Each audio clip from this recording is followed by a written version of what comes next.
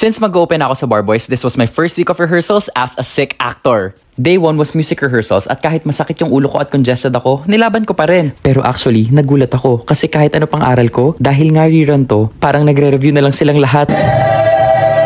Ay, si Pressure. Day 2, spot rehearsals with Kuya Mike. Iba talaga kapag nagre-rehearse sa'yo yung composer mismo.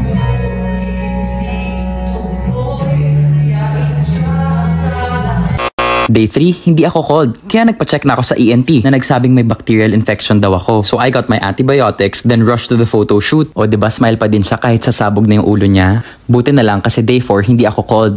Pero hindi pa rin pwede magpahinga kasi ang dami pang kailangang aralin.